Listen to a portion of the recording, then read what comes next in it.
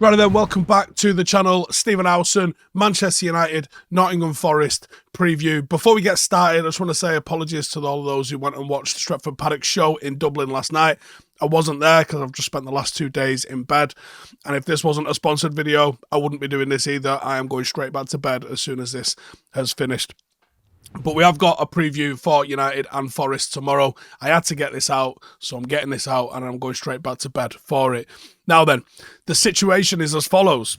Forest have just got rid of Steve Cooper and they've brought in Nuno Espirito Santo, and they've done all right with him. A monumental win against Newcastle last time out.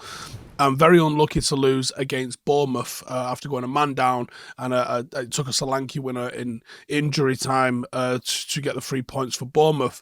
Now, it's United's first game since that decent performance, good performance against Aston Villa, winning 3-2. There were some big improvements across the pitch, notably in how I thought we prevented that sort of counter-attack coming through the middle or being played through the middle, which has plagued us all season. And Forest are coming into this on kind of identical form as us, but, you know, that's not a good thing for either team, especially when they've got a new manager to sort of potentially thank for that. But it's 1 win, 1 draw, 3 losses. It's not good for either team. And Nottingham Forest have kind of been known for a lot of reasons in English football.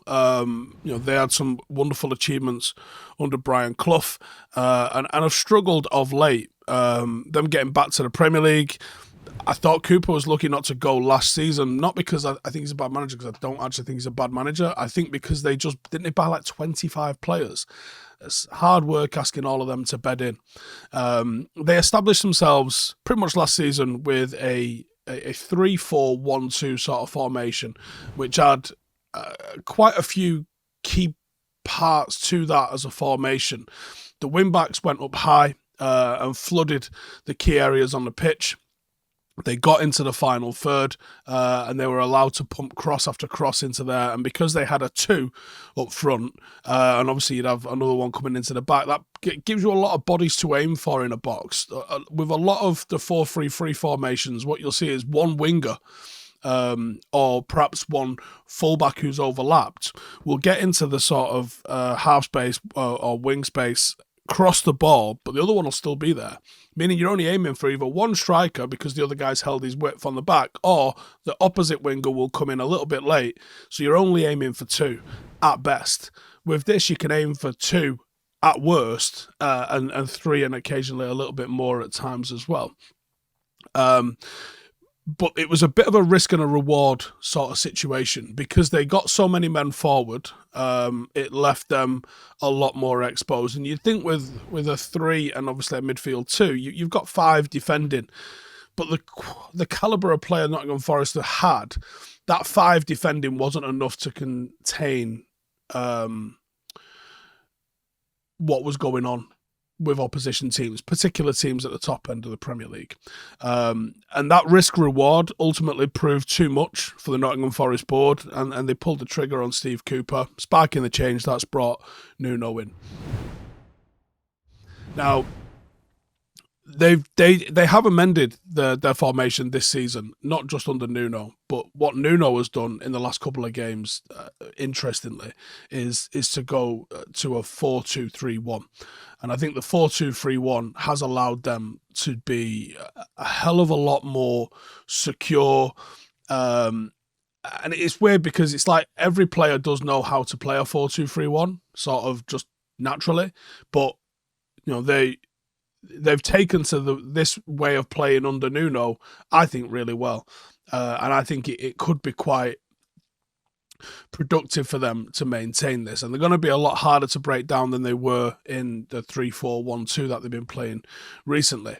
And I think it allows Forest to balance a little bit more. It allows them to control, and a little bit like the way we saw United just not be run through as much so easily in the last game. I think that's what's happened a little bit with Forest. And even though they haven't got a clean sheet to their name so far under Nuno, I feel like they're better from a defensive point of view. They've also become a real threat from set plays, and I think that could be a massive danger area for us on Saturday because we're terrible. Honestly, like I was tweeting it during the game against Villa, but like genuinely, what does Eric Ramsey do? Because I've never seen United look so bad, either attacking or defending corners. We're horrendous at both. And Nottingham Forest are actually quite dangerous from set play, so it's something that you got to look out for, especially with Awonye and Chris Wood. You know, him coming on the back of a hat trick as well. A lot of things will go through Chris Wood. He is the literal focal point, and he had a goal and obviously he's got a hat trick against Newcastle, and everyone was gassing him up for that. But he got a goal and assist against Bournemouth. Like you have to be watching for what he's going to do. As in this new system, he is absolutely pivotal, and he was a handful for Newcastle. They couldn't get near him. What they've done at Forest exceptionally well. A lot of success came from capitalising on opposition weakness. And that Newcastle game should be a lesson for us. The fast Forest counter-attack basically handed Chris Wood his hat-trick, and we need to be solid against them. And I think we were good against the counter-attack with Johnny Evans and Raphael Varane, and I think it has to be those two again for me. I think they want their defensive play to be more rigid than it has been. I think because at times Forest do look a little bit nervy, a little bit unprepared. That shows itself with how brash they can be in the box. I think even at Newcastle, they give a penalty away. That nervousness and that leakiness was a problem for Steve Cooper in a big way.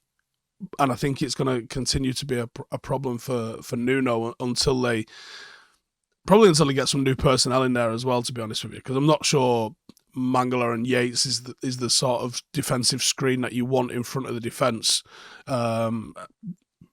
Bowley isn't, I don't think he's all that, in all honesty. So I think they've got weakness in the defensive area that they can improve on, and they'd be well suited to just finding out and out thoroughbred defenders that don't even play on the ball too well, just people that can defend, because they find themselves in that situation a hell of a lot. But I think the Newcastle victory should teach us a lot about what to expect against Forest. I expect them to try and replicate that performance against us in every aspect, the energy, the way they countered, the way they closed everything off, and actually even the way they conceded a penalty. I think the likes of Garnacho, Rashford, even Højlund running at some defenders has got the potential for them to commit fouls. They are super beatable, but they're also quite deadly on the counter-attack. Elanga's having a good season. It's got to be mentioned. They've still got the likes of Hudson Odoi, still good players. They've got players that are going to hurt you. Origi, they're people that if you give them a chance to run at you, they're going to hurt you. They've got results against teams this season. Despite the fact that it's forced a change of management, they've still got decent results against teams. But they can also get absolutely turned inside out by teams as well. So let's hope it's the latter that comes in. Starman, Chris Wood. Obviously coming off the hat-trick that he's coming off against Newcastle, hungry for goals after getting back from an injury, very, very physical. He's quite intelligent and very experienced. He is going to cause us problems. But, Gibbs, White, Elanga, they've also got the tools as well to be direct and to hurt us. For United, if I can, I would go as unchanged as possible from the game against Aston Villa. I don't think there's, I'm just going to have a quick look here now, I don't think there's anybody that's out from that game. If that's the case, maybe bring Luke Shaw into it. Otherwise, go exactly as we went. So, that would be Dalot, Wan-Bissaka, Varane, Evans, Mainu, Evans, Garnacho, Fernandes, Rashford and Højlund. Just go exactly the same way and try and play the same way, actually. I thought we were good in both halves, despite what some pundits said. And I think the match winner in this instance, I actually think it could be, I'm tempted to say Højlund after getting his first Premier League goal, because I think him running that defence will commit them. But I'm going to say Garnacho, because Garnacho is more likely to get the ball for multiple reasons. But Garnacho getting two from the positions that he got them from, and drifting into those sort of areas is good, and he should have a lot of confidence going into the game. And the formula is that it can work in this because there'll be acres of space. He's got to beat his man, get round him, and capitalise. When Forest counter-attack, if we quickly move the ball into the likes of Mainu, into the likes of Ericsson, and then we put one in direct for any of our forward three, because they've all got wheels, you will hurt them, and you will really get behind them. So I think that's how United are going to attack these the most, I think, in this instance.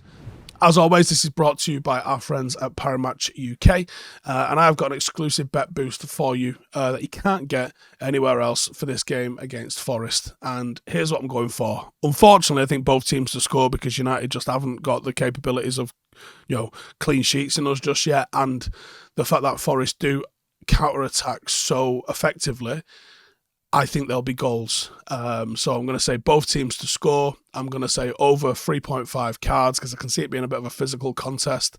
I'm going to say Garnacho and Elanga to have 1+ shot on target, over 8.5 corners, and that has been boosted from 33-4 to 10-1 if you want to go and get in the mix on that one. And if you want to get involved, then all you got to do is click the link in the description below. And obviously the prices are subject to change. You've got to be 18+ to participate.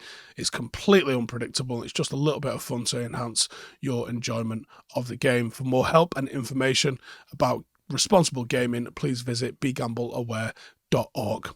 Once again, it's exclusive to myself and Parimatch, so click the link to get involved, or let me know what bets you're going for this game in the comments below. So, how do we beat them? I think the first thing is, let's actually get Howson the ball in the box. How's that for a start? You've seen the stats that he's got the release passes out of all Premier League strikers. It's unacceptable, so let's do something about it. Ten Hag's been drilling into these players, or he has to be drilling into these players that Ten Hag is Howson is the man that we need to receive the ball in dangerous areas. It was perfect for him to get his goal that won us the game against Villa. Let's capitalise on that. He's hopefully got a little bit of trust from the team. He'll hopefully have a lot of confidence. Keep feeding him. Strikers feed on confidence, so give him the ball and see what he can do. This is a real opportunity for him to now start scoring back-to-back, because Forest will give you opportunities. You got to give him the ball, though, because he can't score without it. It did feel at times like Garnacho was refusing to get his head up and give him the ball against Villa. If that changes, Rashford, Anthony, Garnacho, and Fernandes, let's be honest, start passing him the ball, there will be goals. I guarantee it. And secondly, control the tempo.